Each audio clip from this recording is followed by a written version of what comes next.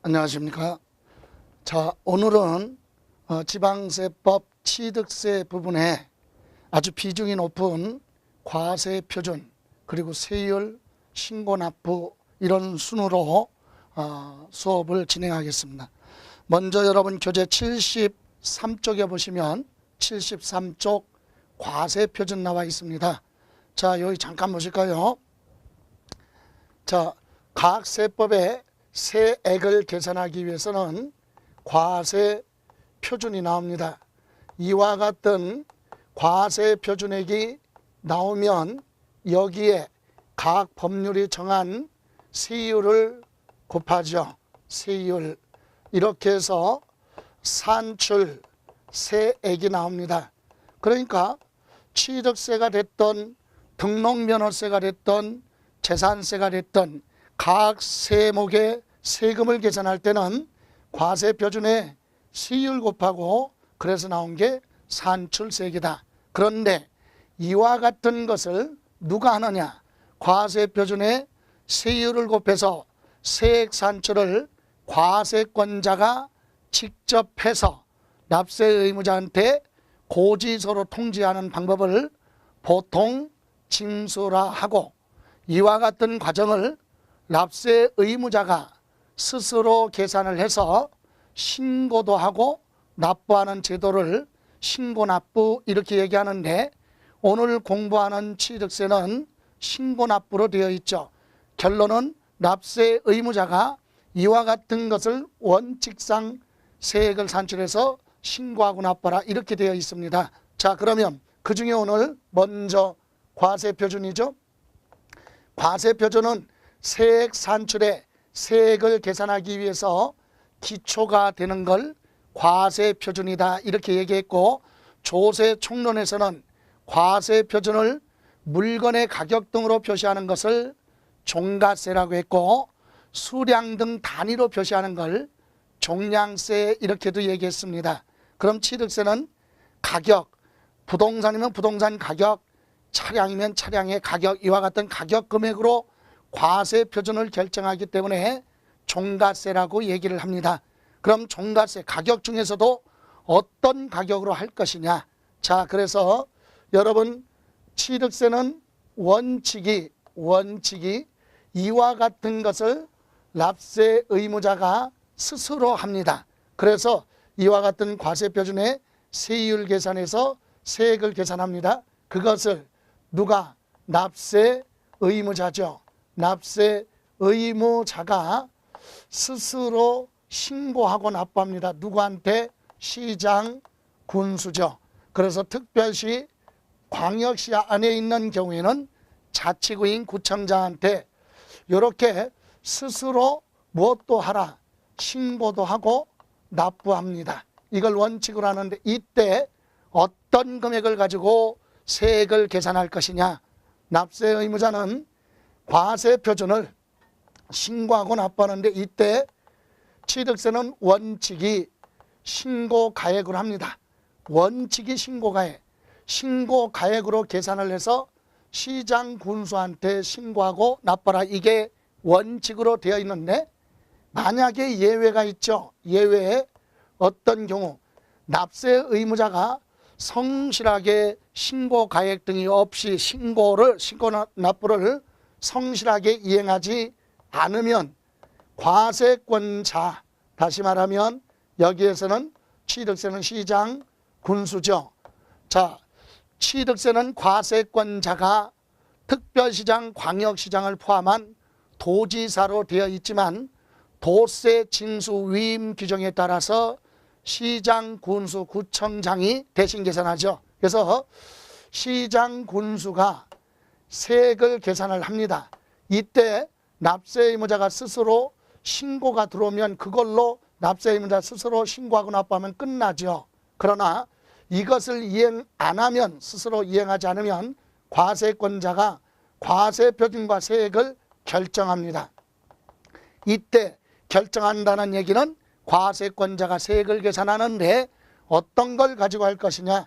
물건마다 기준이 되는 가격, 시가, 표준액을 가지고 과세권자가 세액을 결정을 해서 거기에 가산세를 적용을 해서 그 다음에 고지서를 납세 의무자한테 발부하는 그런 보통 징수 방법도 적용될 수 있다. 원칙은 스스로 신고 납부하면 끝이지만 신고 납부 의무를 성실하게 이행하지 않으면 과세권자로부터 위임받은 시장 군수가 시가 표준액을 가지고 세액을 계산해서 납세 의무자한테 고지서 발부하는 그런 제도로 되어 있기 때문에 취득세 과세 표준은 아주 중요하죠. 자, 그러면 본격적으로 들어갑니다.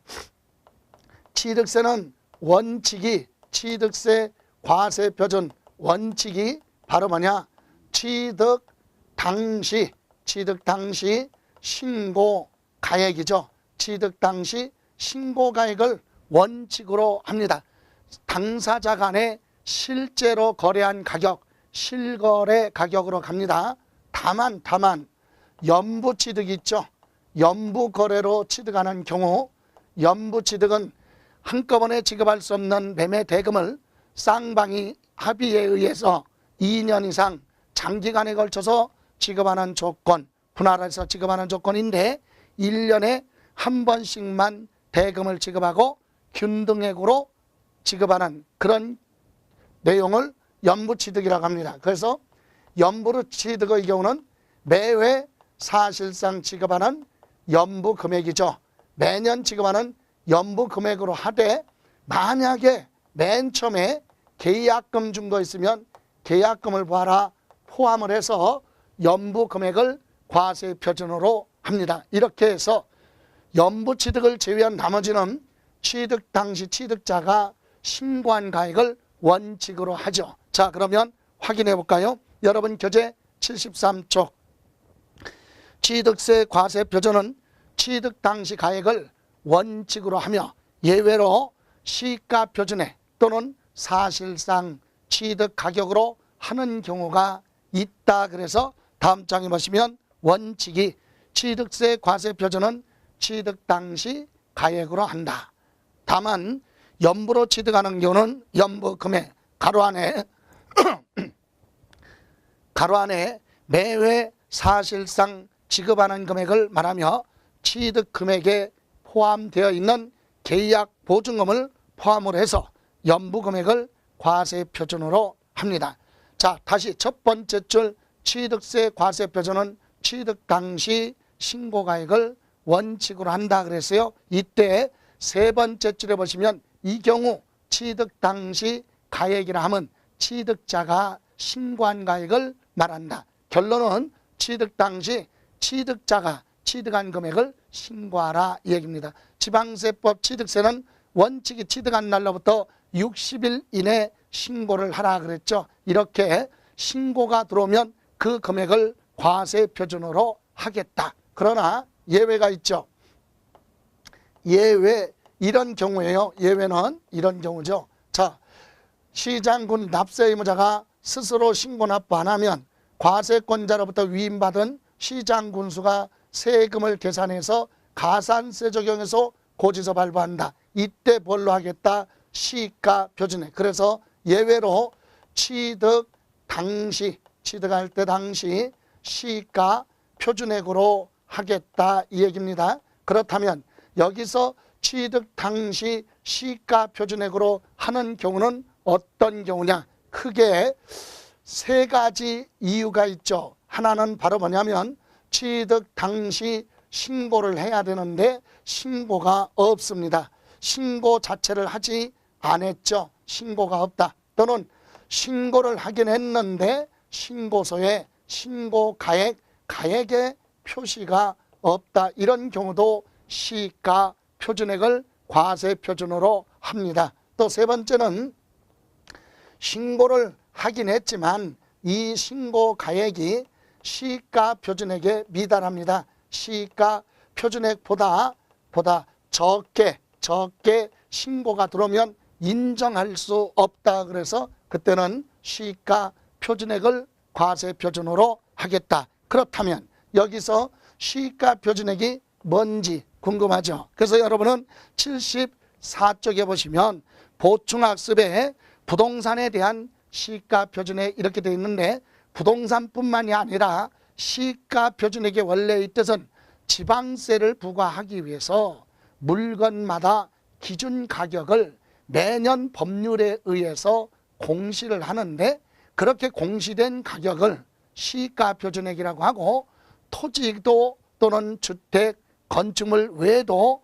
차량, 기계장비, 선박, 항공기, 광업권, 어업권, 회원권 모든 세금이 부과되는 물건에 대해서는 시가 표준액이 정해져 있는데 우리가 공부할 것은 부동산 관련 세법이니까 부동산에 관련한 시가 표준액 정도만 여러분이 이해를 하시고 가면 됩니다. 그렇다면 첫 번째 보충학습에 부동산 가격 공시 및 감정평가에 관한 법률이죠.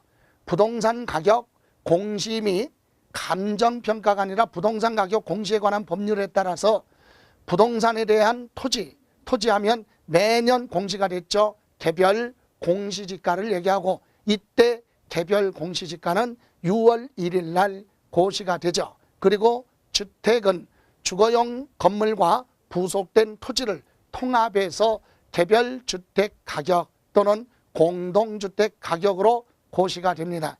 단독주택은 개별 주택 가격, 아파트와 같은 공동주택은 공동주택 가격, 건물하고 토지하고 합쳐서 매년 5월 1일 또는 두 번 고시할 때는 10월 1일, 최근에는 부동산 시장이 과열되지 않았기 때문에 상반기 5월 1일자로 한 번 고시되고 있는데 법률에는 1회 이상 고시하도록 되어 있죠. 자, 이렇게 해서 토지하고 주택은 필수로 기억을 하시고 다만 2번, 3번, 4번 같은 경우는 심화 과정에서 다시 한번 추가로 설명을 드리고 이번 단원에서 기본 과정에서는 시가 표준액이 뭐냐, 토지는 개별 공시지가 토지 필지마다 정해놓은 표준지 가격이죠. 그래서 개별 공시지가가 있고 개별 주택 가격, 공동주택 가격이 있다. 요거하고 또 하나 오른쪽 75쪽에 맨 위에 보시면 주택 이외 건축물이라고 나왔습니다.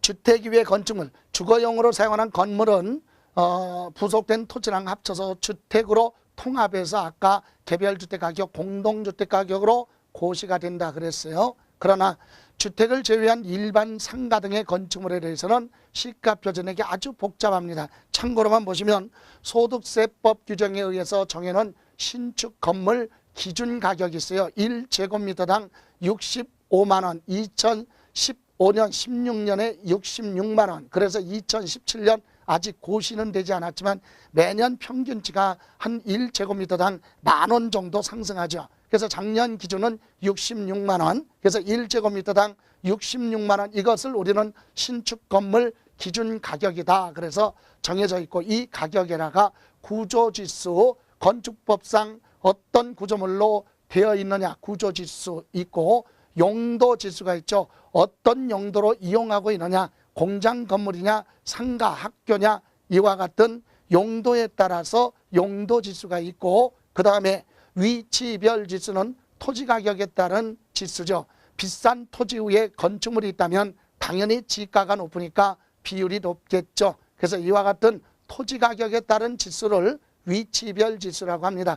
이렇게 해서 지수를 곱하고 거기에 전체 면적을 곱하죠. 그리고 나서 경과연수 잔존가치율하면 건축법상 어떤 구조물로 되어 있느냐 이거에 따라 경과연수 잔존가치율, 철골 콘크리트 슬라브 구조 예를 들어 40년으로 되어 있다. 그런데 지금 지은 지 20년이 지났다면 남은 기간 20년에 대한 지수죠. 이와 같은 경과연수 잔존가치율을 곱하고 거기에 고층 또는 저층 또는 특수부대 설비가 설치된 건물이냐 아니냐 이것을 감안해서 가감산 특례라고 해죠. 가감산율을 적용해서 시장 군수가 결정한 가격, 이것을 우리는 일반 건축물에 대한 시가 표준액인데 이렇게 참고로만 보시고 시험과 관련해서는 지문으로 물어볼 수 있는 내용이 아니죠. 그래서 지금까지는 물어보지 않았어요. 그래서 시가 표준액을 만약에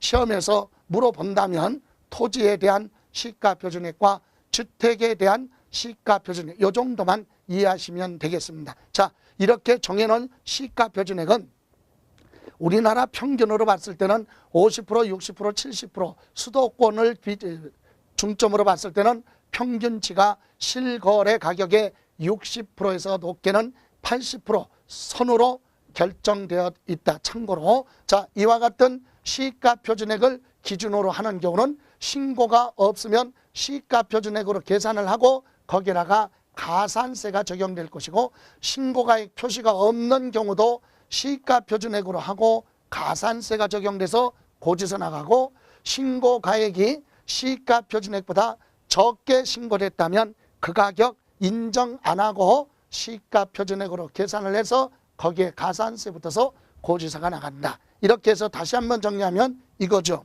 취득세는 원칙이 스스로 부하라 신고가액, 신고를 하고 납부하면 그걸로 끝납니다. 그래서 원칙이 취득 당시 신고가액이다. 그런데 그 신고가액이 시가표준액에 미달하거나 아예 신고가액 표시가 없거나 신고가 없다면 성실하게 신고를 이행 안 했기 때문에 이때는 과세권자가 세액을 결정하는데 뭘로 하느냐, 시가 표준액으로 해서 나온 세액에 가산세 적용해서 고지서 발부하는 그런 제도로 되어 있다. 이렇게 이해하시고, 이렇게 해서 두 가지 보셨어요. 다음 여러분 교재 75쪽에 보시면 특례다 그랬어요. 특례, 특별한 규정. 특례의 경우는 뭘로 가느냐, 요거는 취득할 때 당시 사실상 취득 가격이죠. 사실상 취득 가격, 실제로 주고받은 가격, 취득 가격을 그대로 과세 표준으로 인정하겠다. 이 얘기는 납세 의무자가 신고가 들어왔는데 이 신고된 내용이 특별한 규정입니다. 은폐되거나 거래 내용 자체가 축소되거나 이중계약 또는 업계약서, 다운계약서 작성할 수 없고, 실제로 주고받은 가격이 누가 보더라도 객관적으로 입증되는 경우에 한해서는 그 가격이 크던 적던 시가표준액과 비교 자체를 하지 않고 그 가격 그대로 인정해주는 그런 경우가 있죠. 그래서 어떤 경우냐, 여러분 75쪽 3번 특례 보시면 다음에 해당하는 취득 그래놓고 가로 안에 증여, 기부 등 무상으로 취득하는 것은 제외. 무상은 주고받은 가격이 없으니까 이런 규정에 해당하지 않는다. 이건 실제로 지급한 대가니까 무상하고는 거리가 멀죠. 또 하나 소득세법 또는 법인세법에 보시면 특수관계에 있는 자와 거래를 하면서 세부담을 부당하게 감소시키기 위해서 부당행위를 한 경우가 있는데 그런 거래는 여기에 인정해 줄 수 없다. 그래서 무상 제외, 그리고 소득세법 또는 법인세법의 부당행위 계산 부인 규정에 따른 거래의 경우는 여기에 해당하지 않고, 그것을 제외한 일반적인 거래, 우리 과세표준 6가지의 경우 보시면 국, 외, 공, 판, 법, 부 이렇게 해서 6가지의 거래를 법률에 명시해 놨죠. 이런 거래에 한해서만 사실상 취득가격을 하는데, 첫 번째 국이 뭐냐, 1번 국가나 지방자치단체 조합으로부터 매매로 취득합니다. 그럼 국가로부터 부동산 등을 취득하면서 상대방 국가한테 지급한 대가는 국가기관이기 때문에 조작할 수가 없다. 그래서 그 가격 그대로 인정해 주고요.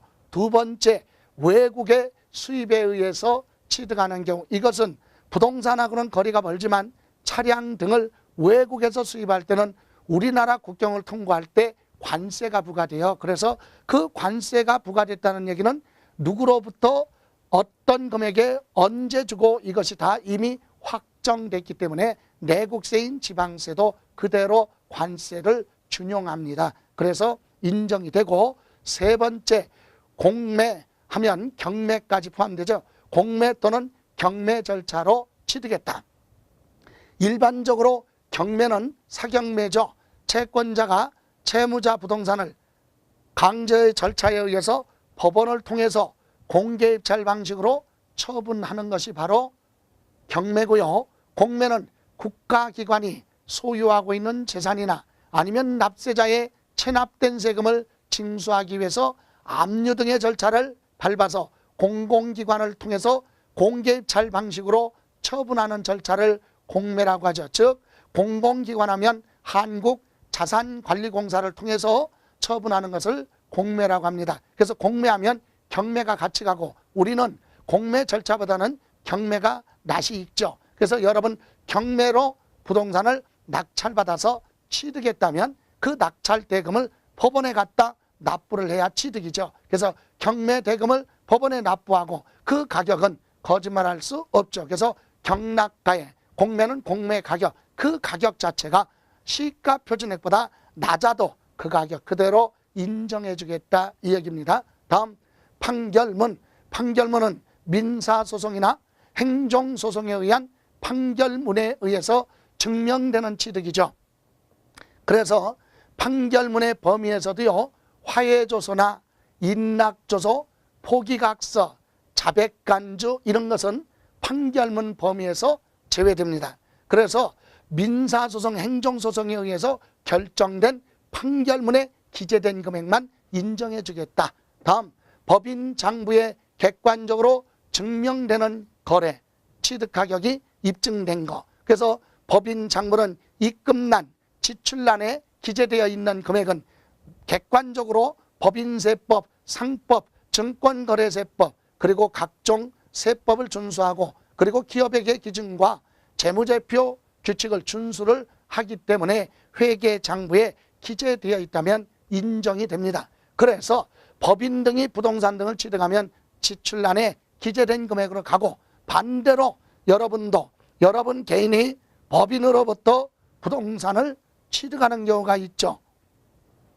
개인이 법인으로부터 부동산을 취득하는 경우는 대표적인 것이 아파트 분양 등을 받아서 취득하는 경우가 법인으로부터 부동산을 취득하는 경우죠. 이런 경우는 법인 장부에 기재되어 있는 분양 가격, 그거 자체가 바로 사실상 취득 가격이다. 이렇게 해서 마지막으로 부동산 거래 신고에 관한 법률 규정에 따라 제출된 신고서에 의해서 시장군수로부터 검증을 받았다면 그 가격은 시가 표준액보다 낮은 가격으로 거래가 이루어졌고 그 가격을 검증받았다면 그 가격 인정해 줍니다. 이렇게 해서 6가지 국, 외, 공, 반, 법, 부 앞글자이라 동그라미 치고 이렇게 6가지 거래 중에 하나라도 해당이 되면 사실상 취득 가격인데 이 사실상 취득 가격은 시가 표준액보다 미달하더라도 시가 표준액과 비교하지 않고 그대로 그 가격 인정해 주겠다 이 얘기입니다. 자, 이렇게 해서 사실상 취득 가격 봤는데 여러분 참고로 요 사실상 취득 가격은 구체적으로 어떤 걸 얘기하느냐. 그래서 거래 상대방과 거래하면서 취득 시기 이전에 취득하기 위해서 들어간 비용 이런 것이 있으면 상대방한테 지급한 대가 외에도 객관적으로 입증되는 비용이 있다면 그런 비용도 포함을 하라. 그게 사실상 취득가액인데 밑에 보충학습 한번 봅니다. 1번 취득가액 결정. 1번 취득가격 또는 연부금액은 취득시기 기준으로 그 이전에 해당 물건을 취득하기 위해서 거래 상대방 또는 제3자에게 지급하였거나 지급해야 될 일체의 직접 비용 또는 간접 비용이 있으면 그런 간접 비용을 다 포함을 한다 그랬어요. 다만 끝에 줄 치세요. 다만 취득대금을 일시급 등으로 지급을 하여 할인 일정액을 할인받은 경우 그때 할인된 금액으로 한다. 요거 자 분할하는 조건으로 계약을 했다가 분할하는 조건에서 일시불로 지급을 하면서 일정 금액을 할인받았다. 1억으로 계약해놓고 일시불로 주다 보니까 1,000만 원을 할인받았다면 약정된 금액 1억에서 1,000만 원을 차감한 9천만 원을 취득가격으로 보겠다라고 하는 내용이죠. 그거 이해하시고 1번 구체적으로 일정액을 할인받은 경우는 그 할인된 금액으로 한다 그랬고 다음에 비용을 더합니다. 1번 건설자금에 충당한 차입금에 대한 이자나 이와 유사한 금융비용, 여러분이 공사를 해서 건물을 건축하는 경우에 소요된 공사기간의 대출금에 대한 이자가 공사기간에 발생했다면 그 기간에 대한 비용도 공사원가로 계산이 되죠. 그래서 건설자금 이자 취득가격에 더하는데 여러분이 혹시 혼동할 수 있어요. 아파트 분양받으면서 대출금 받아서 계약금, 중도금, 잔금 줬는데 그것도 대출금에 대한 이자도 취득가격에 포함하느냐? 아니다 이거죠. 건설자금이에요. 건물을 공사를 해서 건축해서 원시 취득하는 경우에 한해서만 해당되는 이자를 공사기간에 발생한 이자를 공사원가로 산입하는 거죠. 그래서 그거 유의하시고 2번 할부 또는 연부 계약에 따라서 이자 상당액 또는 연체료가 발생했으면 취득가격에 포함을 하는데 다만 법인이 아닌 자가 취득하는 경우는 제외. 결론은 개인은 포함하지 않고 법인만 연체료 할부 이자를 포함한다. 이 얘기. 개인은 포함하지 않습니다. 확인할 길이 없기 때문에. 다음 세 번째, 농지법에 따라 농지보존 부담금 또는 산지관리법에 따라서 대체살림 조성비 이와 같은 것이 발생했다면 그것도 취득가격에 포함을 하고 네 번째 취득에 필요한 용역을 제공받는 대가, 즉 취득자 조건 부담액이 있거나 채무를 인수하는 그런 금액이 있으면 취득가격에 더하라.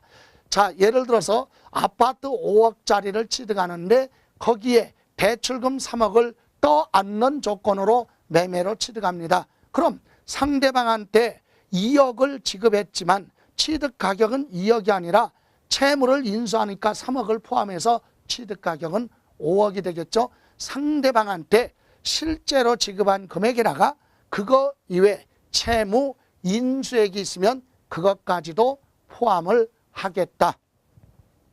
다음 여섯 번째, 부동산 취득하는 경우 주택도시기금법에 의해서 매입한 국민주택 채권이죠. 이런 채권 등을 부동산 취득하기 이전에 처분, 양도를 해서 발생한 손실이 있다면 이것도 취득가격에 포함이 됩니다. 그 외에 기타 비용이 있죠.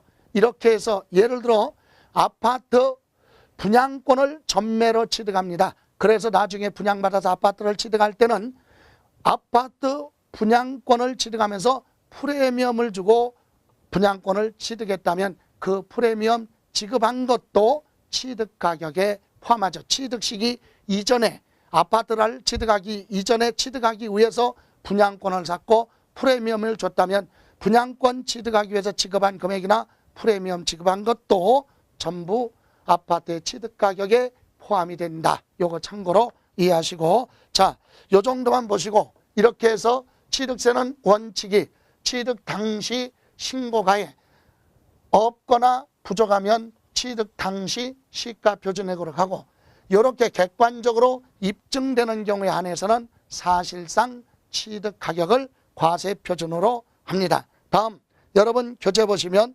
76쪽에 간주취득이 있어요. 간주취득. 이 간주취득은 사실상 취득은 아니지만 취득한 걸로 간주를 한다. 그래서 종전보다 자산가치가 어떤 행위로 인해서 증가를 했다면 그것도 취득한 걸로 보겠다. 그래서 간주취득인데 거기에 대표적인 것이 양가로 1번의 토지예보 지목을 변경하는 경우죠.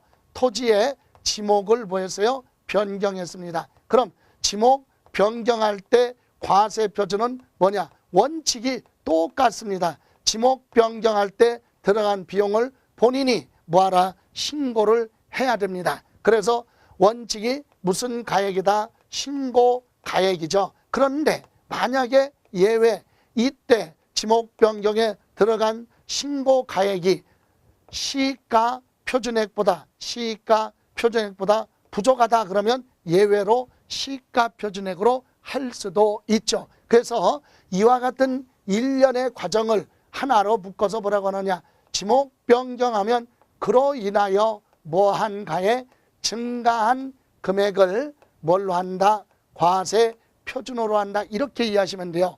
자, 지목 변경은 그로 인하여 뭐한가에 증가한 가액. 그럼 증가한 가액이 구체적으로 뭐냐? 본인이 뭐를 하라? 신고를 하라. 들어간 비용. 그러나 그 신고된 가액이 시가표준액보다 부족하면 시가표준액으로 하는데, 이때 시가표준액이라고 하는 것은 지목을 변경하기 전에 시가표준액과 지목을 변경한 후에 시가표준액을 비교를 해서 종전보다 증가한 것을 시가표준액으로 보는 거죠. 그래서 지목 변경할 때 들어간 비용을 본인이 신고가 들어가야 되고, 그 신고된 금액이 시가표준액 증가한 것보다 높으면 신고가액, 부족하면 시가표준액을 하는데, 이런 일련의 과정을 하나로 뭐라 그래요? 증가한 가액, 증가한 금액으로 한다. 이렇게 지문으로 답하면 되죠. 그래서 확인해 보면 1번 원칙, 토지의 지목을 사실상 변경하는 경우는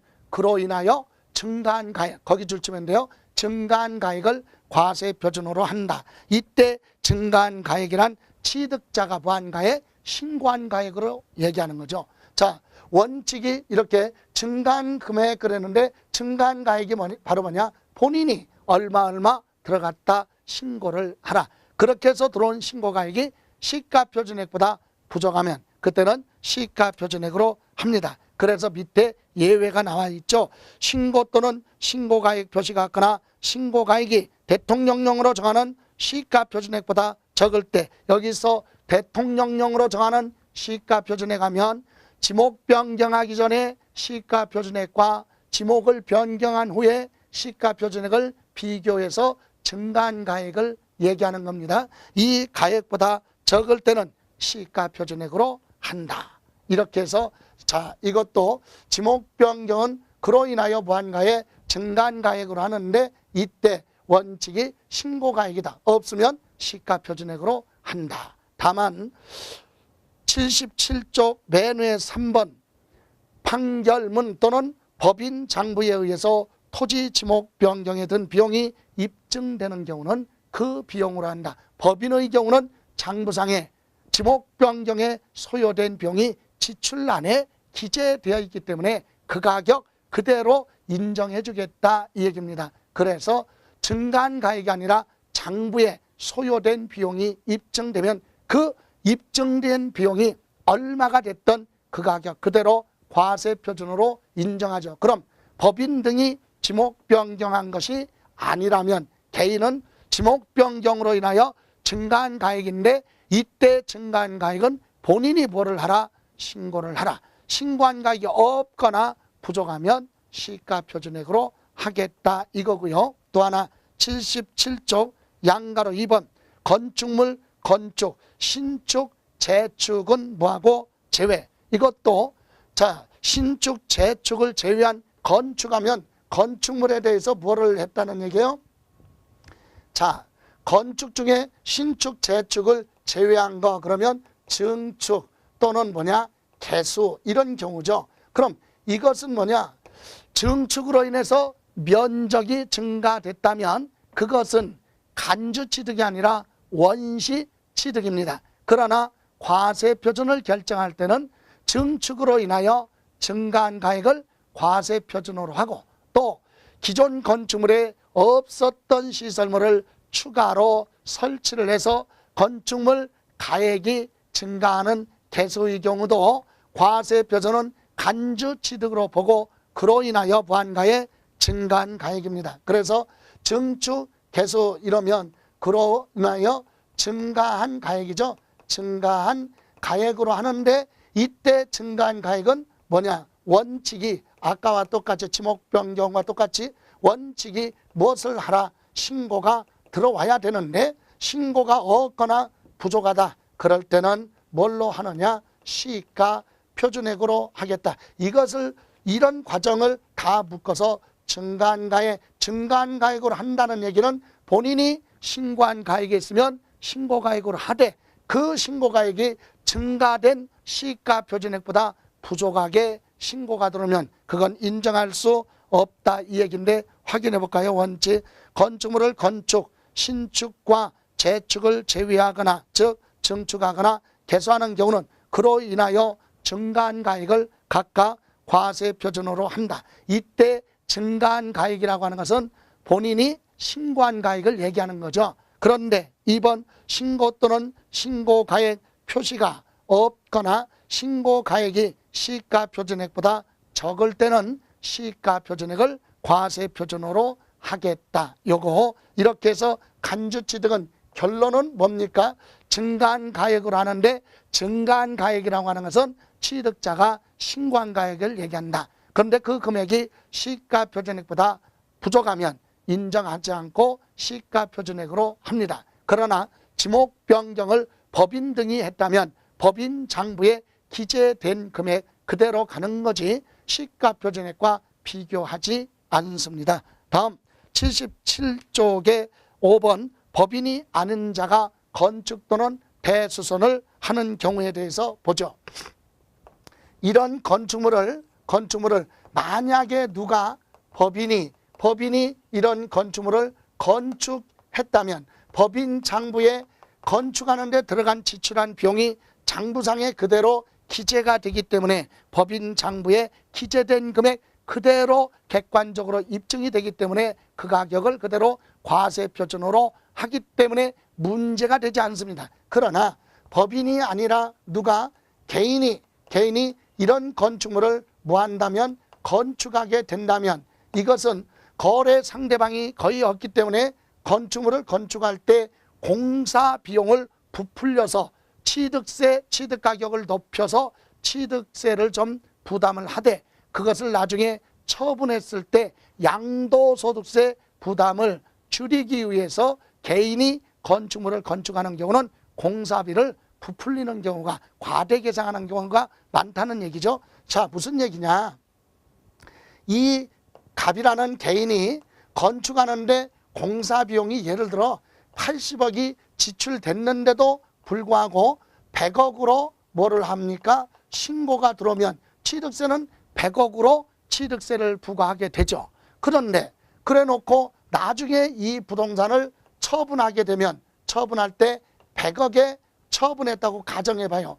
실제로 80억을 주고 건축한 건축물을 취득세를 100억으로 신고해서 취득세 부담이 적으니까 취득세를 좀 부담을 많이 하고 그리고 이걸 팔았어요. 그러면 원래는 양도소득세 계산할 때 양도가액 10억에서 취득가격 80억 그럼 원래는 20억에 매매 차익이 나와야 되는데 이 취득가격을 100억으로 계산을 해버리면 나중에 처분하더라도 양도 차익이 발생하지 않기 때문에 많은 양도소득세를 회피할 수가 있다. 그래서 개인이 건축물을 건축할 때는 공사비용을 부풀려서 취득가격을 높게 신고하는 경향이 있기 때문에 우리 세법은 뭐라고 되어 있느냐? 개인이 건물을 건축해서 신고가 들어오면 그 신고된 금액의 100분의 90이죠. 90% 이상이 거래 상대방과 법인 등과 거래를 해서 지출한 예를 들어 이 건물을 건축하는데 100억이 들어갔다면 이 건물을 건축하기 위해서 자재 같은 것을 구입을 할 텐데 이것을 누구로부터? 법인으로부터 자재를 구입했다. 그래서 지출한 금액이 전체 금액의 몇 프로? 90% 이상이 입증이 된다면 입증 안 된 나머지 10%도 일반 계산서 등에 의해서 기재됐다면 입증된 90%와 입증 안 된 10% 정도는 합쳐서 취득가격으로 인정해 주겠다. 그래서 간단하게 정리하면 개인이 건축하는 경우는 지출한 취득가격 중에 100분의 90 이상이 법인 장부 등과 거래를 해서 지출했다라고 하는 내용을 90% 이상 입증을 해야 된다 이 얘기예요. 만약에 입증을 하지 못하면 입증되지 않은 건 취득가격으로 인정해 줄 수 없지만 90%가 입증되면 나머지 입증 안 된 것도 그냥 취득가격으로 인정해 주겠다. 그런 개념입니다. 그래서 보시면 법인이 아닌 자가 건축물을 건축하거나 대수선을 하여 취득하는 경우로서 취득가격 중에 100분의 90이 넘는 가격이 법인 장부에 따라 입증되는 경우는 다음 1과 이의 금액을 합한 금액을 과세표준으로 한다. 1번은 법인 장부로 입증된 금액, 증빙 자료에 의해서 법인과 거래했다. 명백하게 입증된 금액하면 90%를 얘기하는 거죠. 그거 하고 2번 법인 장부로 증명되지 않은 금액 중에 소득세법에 따라 계산서, 세금 계산서나 또는 부가가치 소득세법의 계산서면 현금 영수증 또는 세금 계산서 이런 걸로 거래를 했다라고 입증이 되면 그거 객관적이지 않더라도 그것까지는 합쳐서 1번 90%와 나머지 입증 안 된 10%, 1번, 2번 합쳐서 그걸 취득세 과세표준으로 하겠다 이 얘기입니다. 이렇게 해서 취득세 과세표준을 점검해 봤는데요. 자, 이 취득세 과세표준은 아주 중요하기 때문에 다시 한번 정리를 해보면 이겁니다. 취득세는 납세 의무자가 스스로 무엇을 하라 신고를 해야 됩니다. 그래서 정리하면 이거죠. 납세 의무자가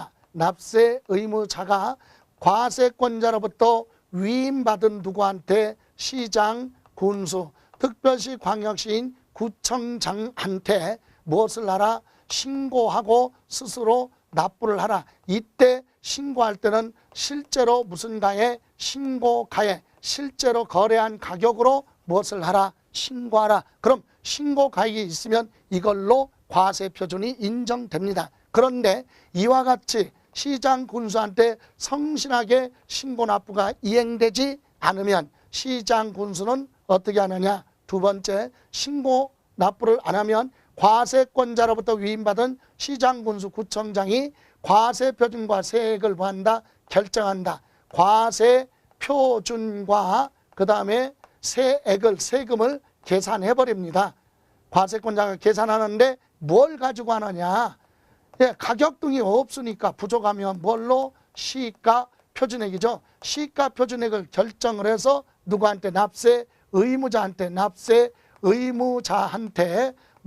고지서를 발부한다 이 얘기죠. 이때 고지서에는 가산세가 붙습니다. 그럼 요때 요 시가 표준액하고 요 신고가액이다. 요 첫 번째 요 신고가액 이것은 본인이 취득 당시죠. 취득 당시 실거래 가격으로 무엇을 하라? 신고를 하라 이 얘기고, 여기 시가 표준액으로 하는 경우는 자, 납세 의무자가 신고가 없거나 또는 신고를 했어도 신고 가액 표시가 없거나 아니면 시가 표준액보다 적게 신고가 됐다면 인정하지 않고 이와 같은 시가 표준액으로 해서 여기에 가산세 적용해서 납세 의무자한테 고지서를 발부한다 이 얘기입니다. 또 하나 시가 표준액이라고 하는 것은 지방세법에 지방세를 부과하기 위해서 물건마다 기준되는 가격을 매년 물가 상승률을 반영을 해서 부동산 가격 공시에 관한 법률에 부동산을 가격을 공시하는데 토지는 개별 공시지가 실거래 가격의 수도권 기준으로 했을 때 실거래 가격의 60%에서 많게는 80% 범위 내에서 매년 가격이 형성이 되고 6월 1일자로 고시가 된다 그랬고, 주택은 건물하고 토지하고 통합해서 개별주택 가격 또는 공동주택 가격이죠. 이때 공동주택 가격, 개별주택 가격은 5월 1일자로 고시가 되고 부동산 시장이 과열이 됐다면 하반기에 10월 1일 날, 그래서 1년에 1회 이상이니까 2번도 고시가 될 수 있지만 최근에는 한 번 고시되고 있죠. 5월 1일자. 이렇게 해서 고시된 가격을 가지고 우리는 그걸 시가 표준액이라고 하고, 납세 의무자가 스스로 신고 등이 없거나 또는 부족하면 시가 표준액을 가지고 시장 군수가 계산해서 고지서 발부하고 고지서에는 가산세가 적용돼서 납세 의무자한테 가죠. 이렇게 해서 과세 표준은 중요한 부분입니다. 그래서 여러분이 반드시 숙지를 좀 하셔야 되고, 요거